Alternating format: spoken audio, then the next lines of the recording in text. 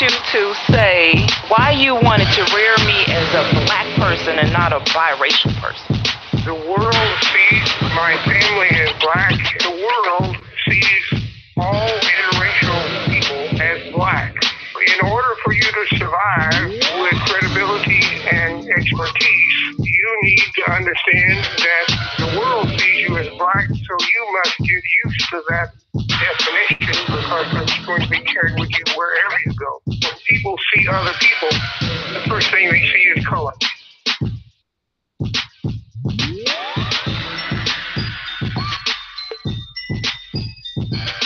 Hello, how is everybody doing today? This is Benita Whitfield, Benita Offset, and I am on IntellectualRadio.com.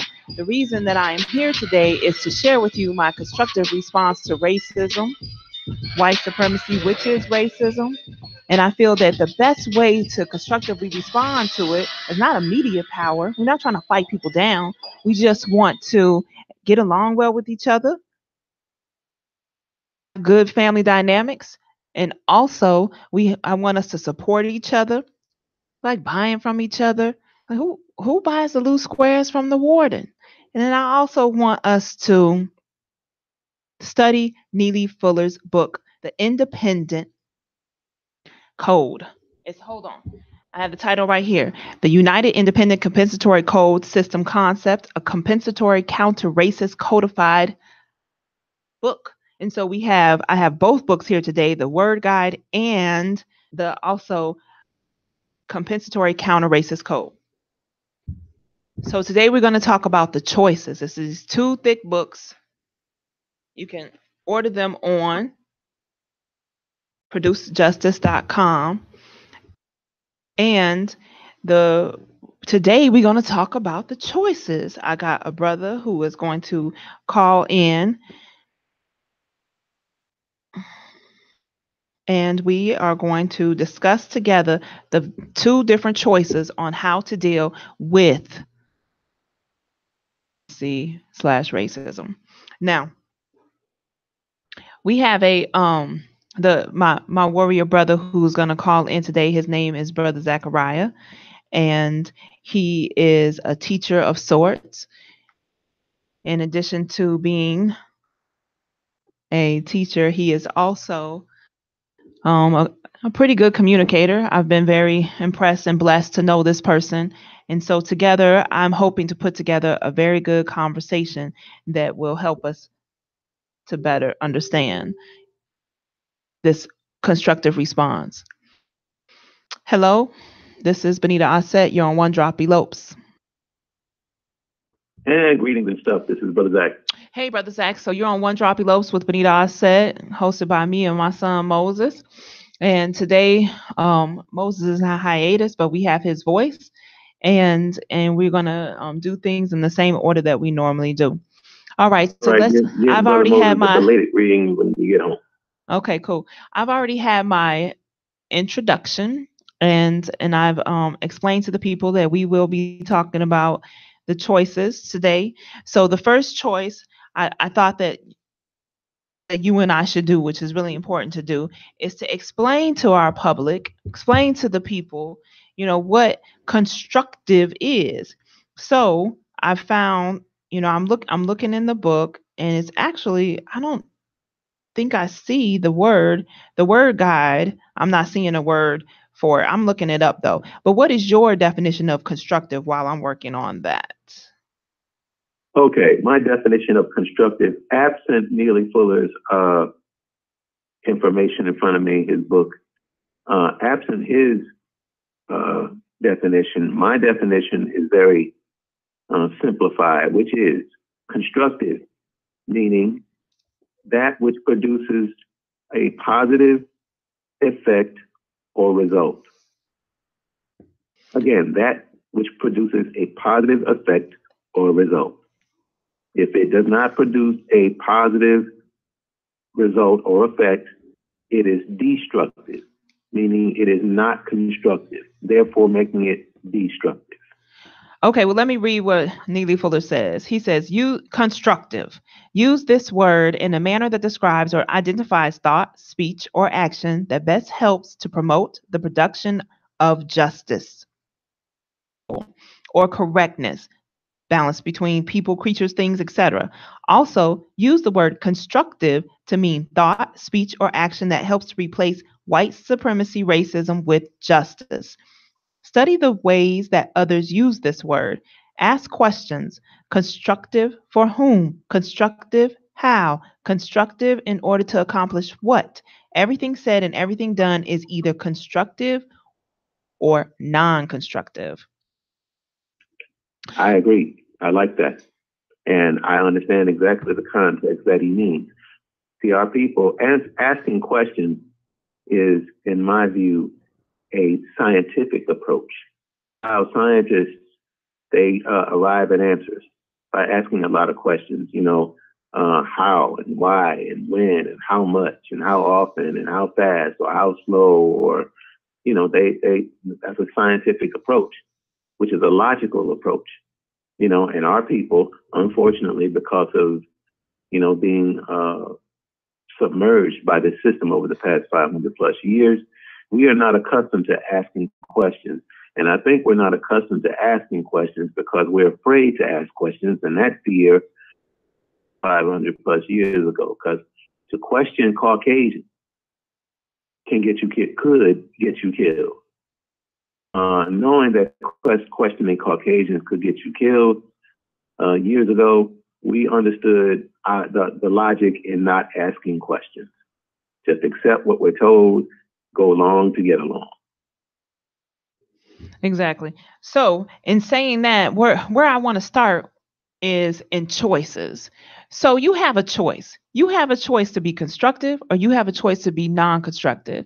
And when we are making that choice, I want folk to keep in mind each and every time that we live in a white supremacist system, not a just system, a system that says that white folk identify as white have the right to be over or better or mistreat or dominate others just simply based on them being non-white. So one of the first choices that Neely Fuller talks about is the differences in color. There's white folk. He says there's white, non-white, and white supremacists. Those are different choices in people. So even white folk or people who identify as white have a choice whether to participate or not in racism. In addition to that, there's another choice that he talks about, and that choice is the how to respond to white supremacy, which is racism. And what he lists there as the choices are to be resistive to white supremacy or cooperate with white supremacy. Mm-hmm. So what Yeah. happens, and the part of the reason, Brother Zachariah, that we want to discuss with the people constructive choices is because we know very well what happens if we're being non-constructive, right? So if we were to use another thing he talks about is power for choices. One of the powers, there's four different types of power. There's all power. For instance, that would be what we talk about when we're thinking of God, Jesus, or Allah, or Jehovah, or any kind of superior, a power that's just all powerful. And then he says number two is superior power, which in the white supremacist system, the white supremacists take on that position of their power being more superior. His definition for that is power exercised by the collective white supremacist races over against all of the non-white people of the known universe. So I think the major and most important word in this phrase is collective. Uh-huh. Yes. Because they work, the system wouldn't be so against people of color if they weren't working as one codified unit. And exactly. So let's talk about that, the codified unit that we, need to do. Like, what are some ways that we can work better together? I think that, as Dr. Francis Cress Welsing would say, you cannot address any problem until you first acknowledge the problem. You have to acknowledge that the problem exists first. And she said that one of the greatest impediments to our getting better in terms of our mental health as Black people, because she was a psychiatrist, she said one of the key elements to our getting better mentally in our mental health as Black people is stop denying racism exists. The denial of racism is one of the major mental health issues of Black people, if not the mental health issue. We do not want to acknowledge that we are under a system of white supremacy. To call it racism is very, very abstract, because you can't really point at racism because it can be disguised. But when you say white supremacy, you're talking about a global system structure that dominates, subjugates, misuses, and abuses all people of color everywhere on the planet in all areas of nine areas of activity, 24/7. Now when you point at white supremacy as the issue, then you're pointing at the right thing. But our people, because we're so burdened by this system, we don't even want to acknowledge that it's the system. We go into denial mode and some kind of shutdown mode and say, you can't blame the white man. Why can't you? He brought us here. Let me interject for a second. So that reminds me of all the different times that somebody might say to me, would you date somebody who's a Christian? Would you date somebody who's an atheist? Would you date somebody who's... And my response to that is, are they aware of white supremacy? Are they aware of what it is doing to our people? Are they interested in walking the fight of supporting that? Mm-hmm. And then my response is yes, absolutely. If they're 100% on board with Black first, then it's easy. It's real easy. But it becomes very difficult in response to what I'm hearing you say if you don't recognize that, if you don't see it as... Because, see, the thing is, to all my brothers and sisters that are listening, if you... And thank you to those of you who download the broadcast. Thank you to people on Facebook who are listening to me right now. Thank you to those on YouTube. If you are listening, this is what I'm saying. I went to Fisk University. I have a shirt on actually today that, say Fisk University right here. So if you went to Fisk University and you want to fight for the rights of Fisk University to be this awesome school, blah, blah, blah. Well, hey, congratulations. That's an awesome thing. I appreciate that. But here's the thing. We've got to make sure that each and every fight that we take on has to be Black first. We got to support each other. Why do we have to support each other? Because that system is a system that tears down based on color. It's not a system that tears down based on religion. It's not a system that tears down based on sexual orientation. It's not a system that tears down based on, ageism. All those discriminations are secondary, tertiary. It has nothing. What it does is it just creates a division between us to not escape. We stuck in this prison if we don't fight the fight together. Exactly. And I have looked at this thing and I have learned, thanks to Brother Neely Fuller and Dr. Francis Cress Welsing, I have not only become very codified in my thoughts, speech, and action, I have become very simplified and fundamental in my view of day-to-day life as it relates to this system. And this is my fundamental take as it relates to white supremacy, racism. Are we as Black people divided? That's my question, Nita. Are we divided? Yes, absolutely. I don't think that we have to or need to be divided. It's just... Isn't it a fundamental... Hasn't it been historically a fundamental method, militaristic method, a fundamental method of war to divide and conquer? Oh, yeah.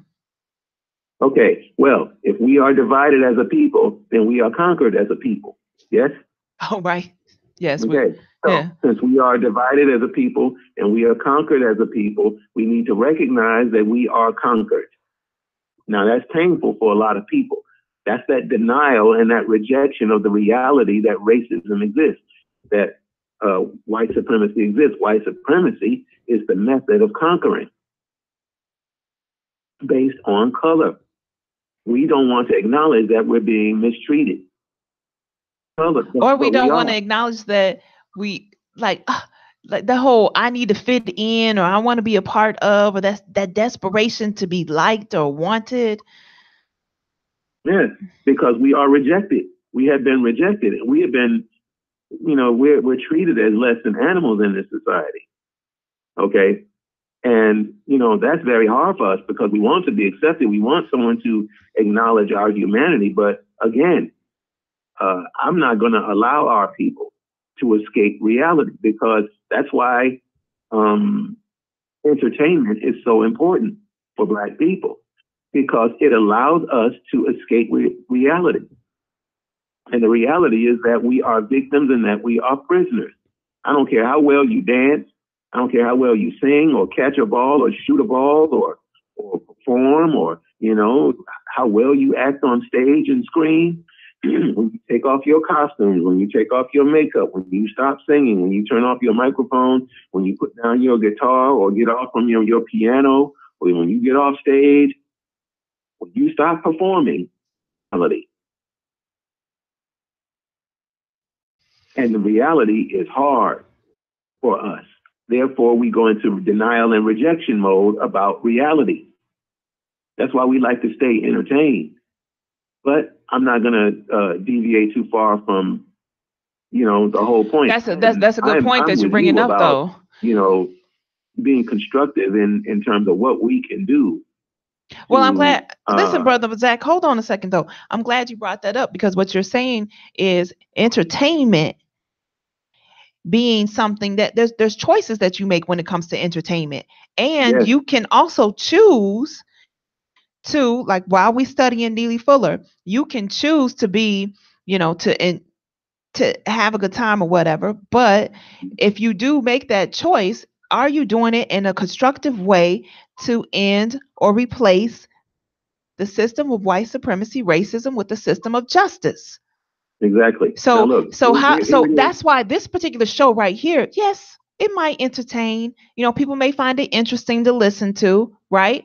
But at the exact same time, we want to educate and equip our people as well.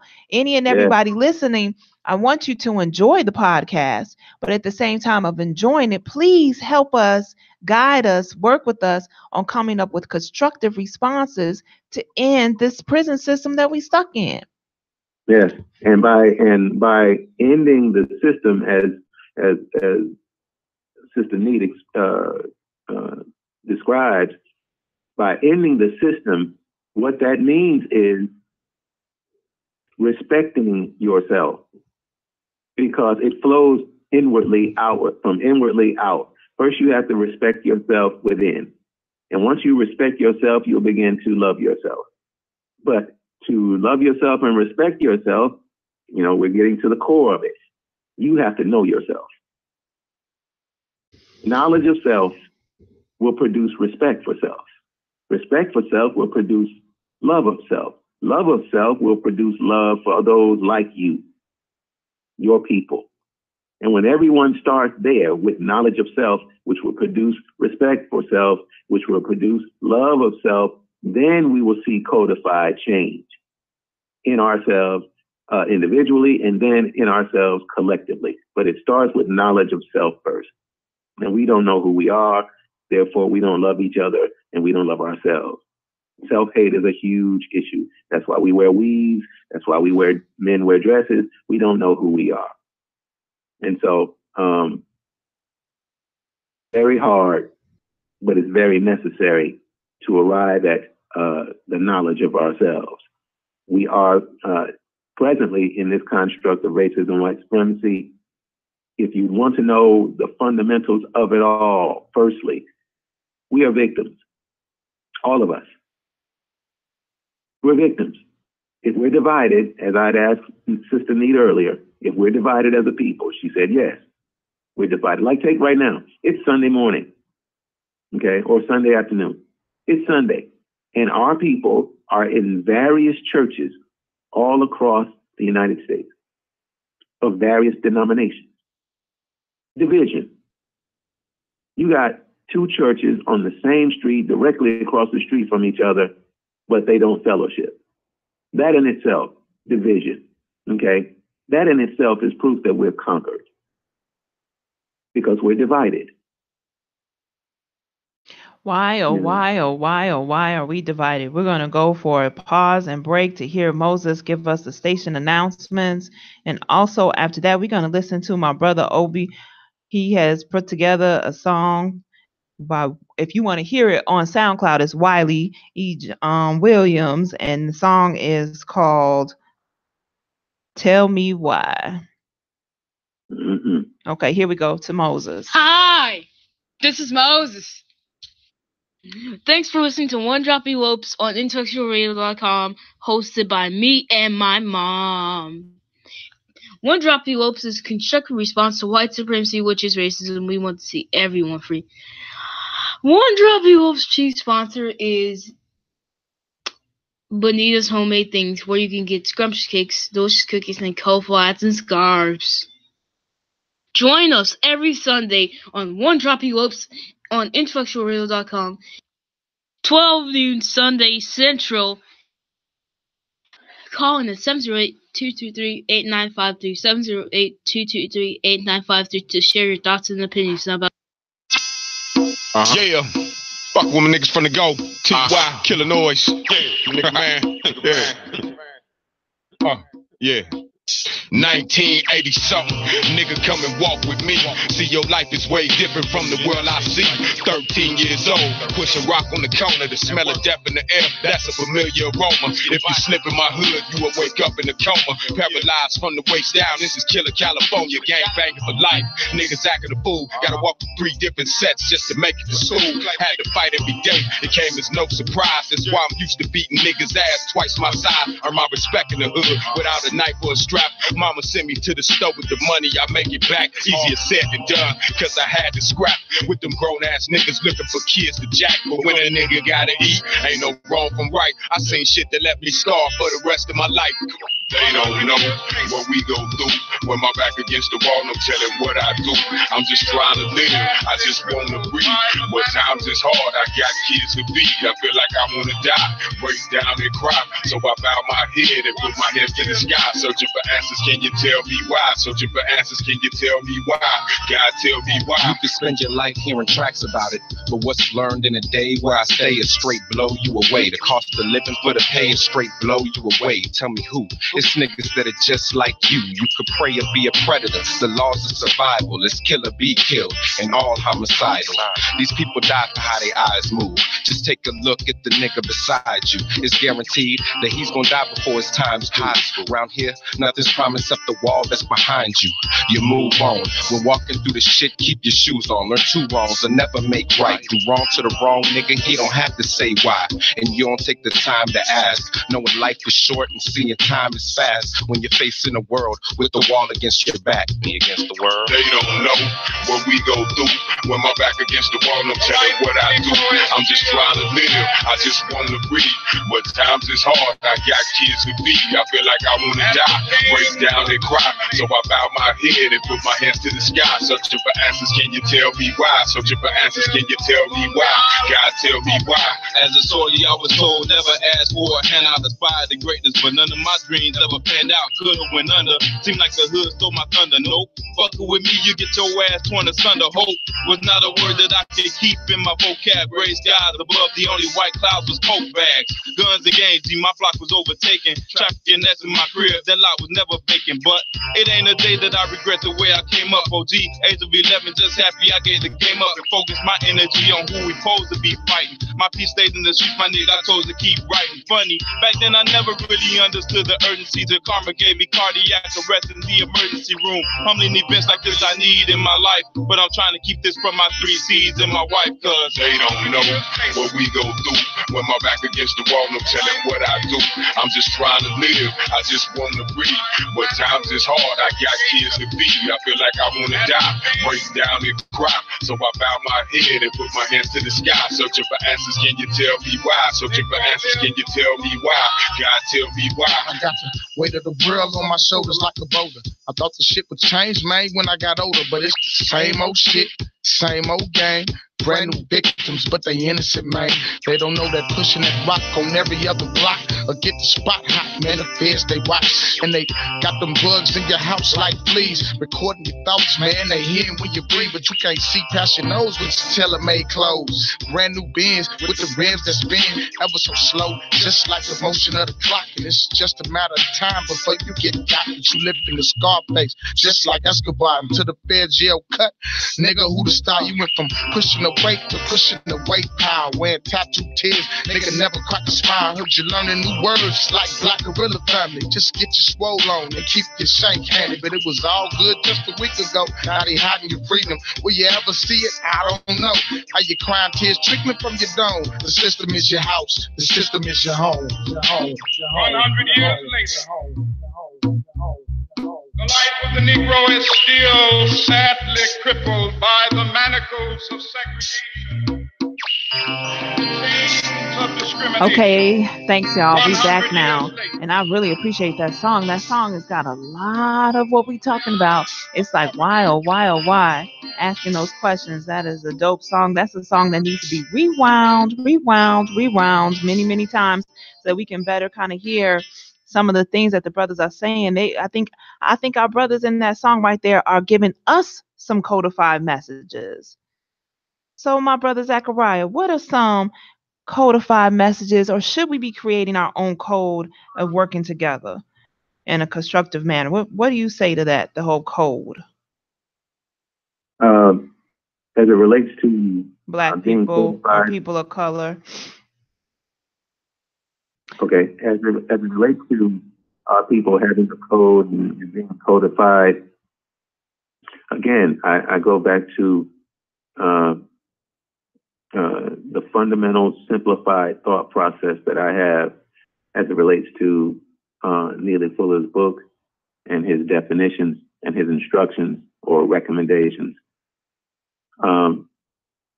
We need to, I think, in my opinion, we need to arrive at a fundamental basis of reality. We are in denial about racism, white supremacy. Whenever you hear a black person say, you can't blame the white man, there's good and bad in every race. I know some good white people. I know some bad white people. I know some good black people. I know some bad black people. When we were brought here, we had full understanding who our enemy was. And now today we are married to our enemy. We have children with our enemy. We do not want to recognize that our enemy is still our enemy. Therefore, we have been conquered mentally. But it's very, very difficult for our people to understand that, because it is painful for us as a people to recognize and accept that we are rejected and that we are hated on this earth, because that's how the supremacy system functions. It demoralizes completely, And so in terms of being codified, instead of accepting our victimization, we could at least begin the process of respecting ourselves so we can respect others, so we can love others. Because right now, we as a people don't love each other as a people, because if we loved each other, black people wouldn't be killing each other the way they do in Chicago and in Detroit and in LA and everywhere else. We're killing ourselves because we don't love ourselves. And we don't love ourselves because ultimately racism, white supremacy has produced that in us. You know, And it's see, almost so they it's almost like basically, it's like a reflect it's like a reflection of the system. People of color, and so since people of color recognize that we're hated, we hate ourselves. It's a hellified psychological flip. it's But a you know, code, right, Zachariah, brother Zachariah? It's a code. It's a yes, code that they have, and I think that's the reason why Mr. Oh, excuse me, I'm sorry, Mr. Neely Fuller has shared with us that we also need to come up with the code. yeah, And right. that's the purpose of his Again, book, the whole, a system-wide code of a counter racist code. So the yes, racists come up with the yes. code, Since, which since, unfortunately, since they have made it clear that we are hated, this is their code. This is their system. It's a system of hate. Okay, a global system of hate of all people of color, particularly and especially people who are classified as non-white, black people. Then I would think that a compensatory reverse code to their code, a counter code, if you will, is since we're hated, then we should love each other. Since we're disrespected, we should respect each other. Since they are bent on keeping us in a state of disunity and separated and divided, then we should unite.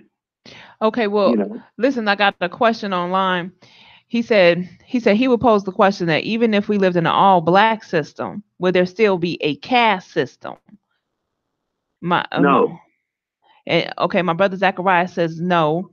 And what I would say to that is, if we live in an all black system, is it a system of justice or not? And that I think that's the reason why our objective is not, this is not an anti-white campaign. This is a pro-black campaign. This is a yes, way of us working. We know that even if it's all black folk, we still have to be just with each other, treating each other yes, fairly. yes. Well, I'll That's let what you I I'll let you call answer that truth. while I look up the definition of justice that Neely Fuller has put together. Okay.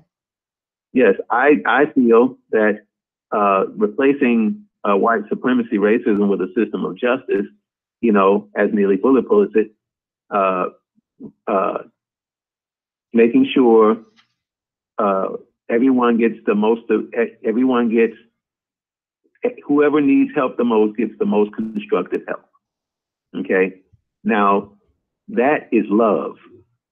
If you're going to make sure someone gets help and gets the most constructive help, just the idea alone that you want to make sure whoever needs help gets help, that's love. Okay, and that's an act of love. And if you engage in that act, making sure someone gets the most constructive help, then you are replacing, or at least beginning the process of replacing, racism, white supremacy with justice. Justice is balance between people. Balance is love, fair treatment. Exactly. Okay, I'm reading it directly from the book. He says, use this word to mean balance between people, exactly what you said, Brother Zachariah, guaranteeing that no person is mistreated and guaranteeing that the person who needs help the most gets the most help. Apply the Yes. word justice to a situation in which maximum consideration is given to the factors associated with all of the 9 major areas of activity. When Yes. others use the word justice, ask for detailed explanations that you can easily understand. Okay, so we all on the same page with that. So, my brother Tay New on Facebook, who's asking the question, yes, we feel like if we don't need to have only one race on the planet. That's not a necessary goal in order to create a constructive response to white supremacy.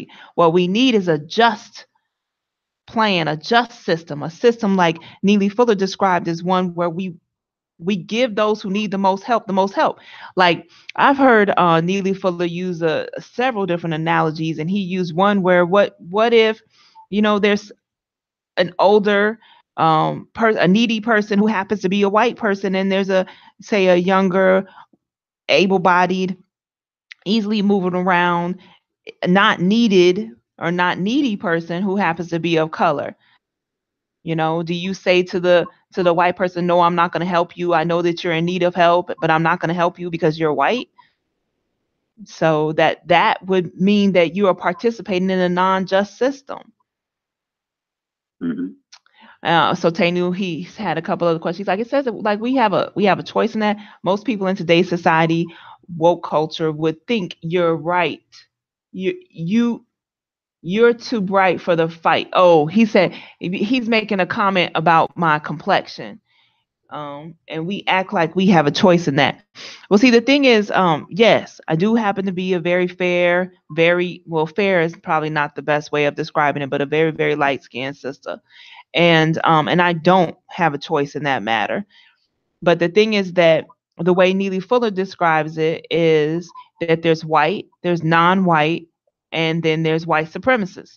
Well, if whether I fit into all of our black brothers and sisters category of being black, I know who I am. I know I'm black. But if I don't fit into it for other black people, what I definitely, without a doubt, fit into is a non-white position. So I unfortunately have to suffer right along with everybody else of being mistreated. Go ahead. You want to respond to that, brother? My response to that, brother, would be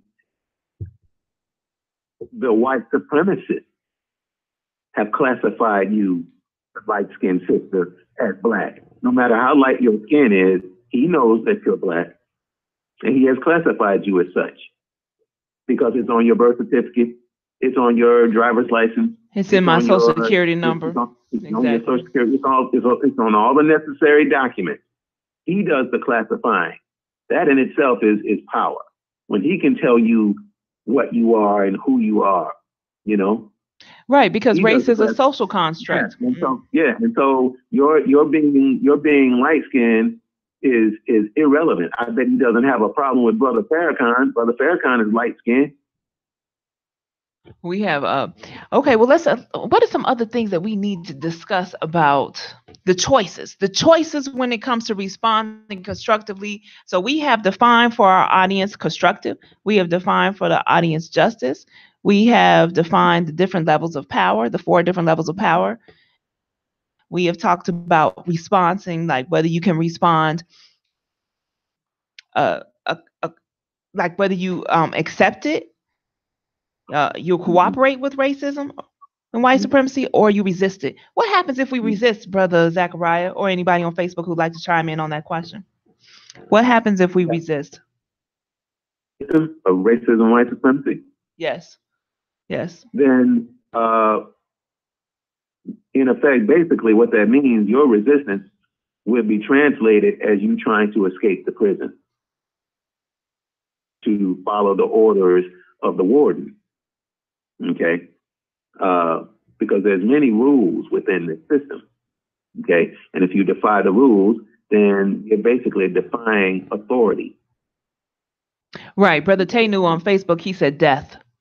Death is the response to resisting white supremacy.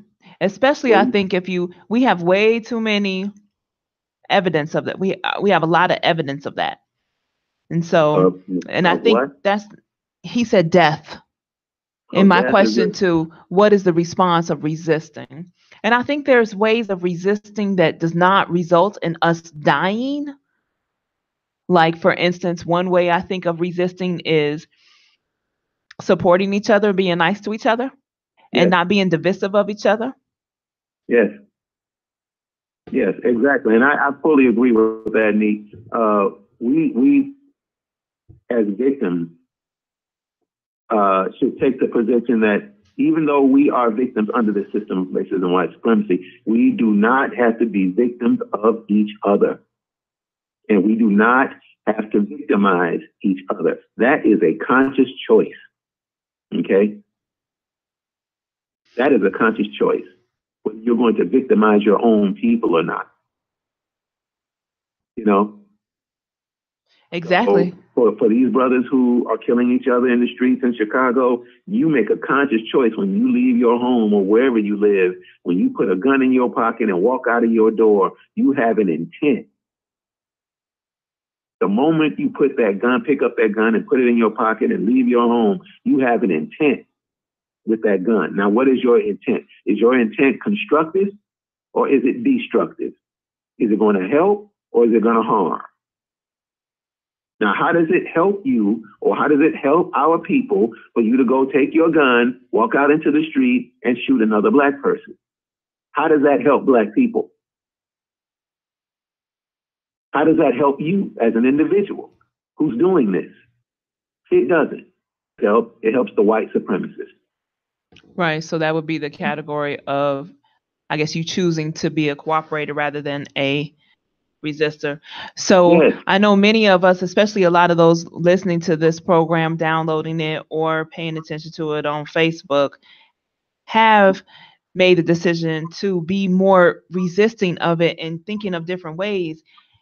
And I think I want to go more into this the next time we discuss Neely Fuller of the combination of resisting or cooperating. I think there's a lot of ways and a lot of those 9 areas of activity where we are unfortunately cooperating more often than we should.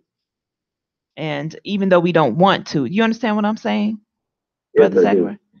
I mean, I have a very revolutionary approach as it relates to the ills in the black community. Okay. Now, some may regard this as constructive. Some may consider this very bold. But here's my fundamental approach to this. Okay. And I have said this for years. Okay. I've heard the term, good white people, bad white people. There's good and bad in every race. I've heard that expression from people. So I've said, as a response, my logical view of that is, well, why can't the good white people, or why won't the good white people round up all the bad white people and get rid of them?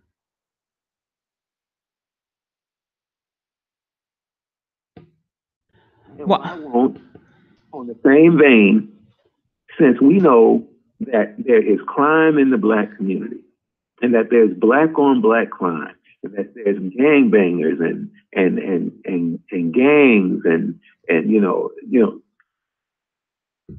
all of that, why can't good black people round up all the bad black people and get rid of them?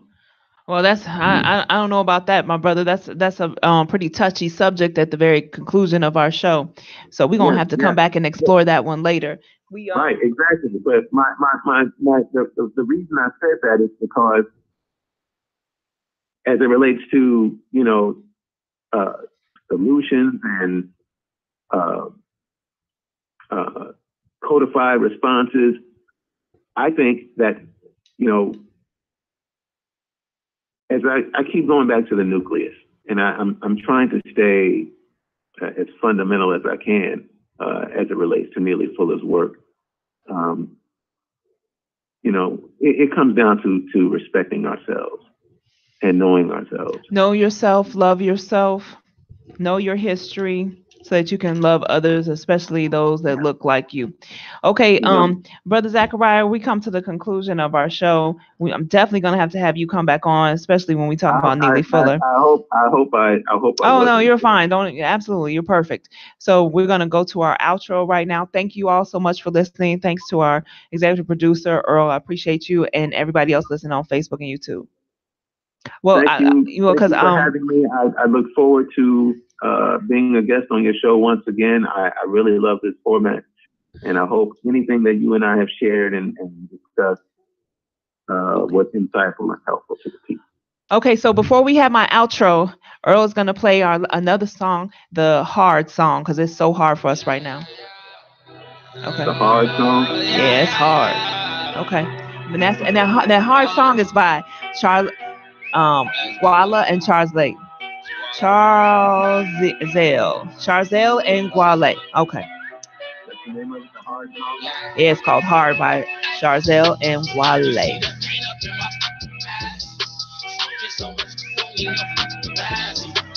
If I take off, it'll be a surprise. Oh, well, if you just couldn't, just take a minute,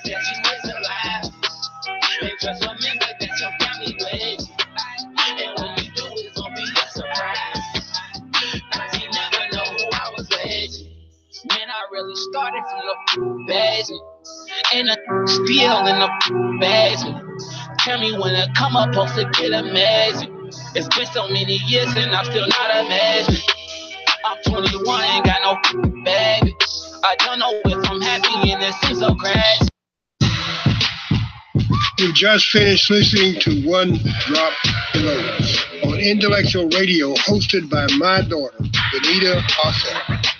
Benita Arset is on Instagram, Morris, Twitter, YouTube, and Facebook. Email your thoughts, questions, concerns, or opinions to benitaarset@gmail.com. Benita will be happy to respond. Join Benita every Sunday at 12 noon on IntellectualRadio.com.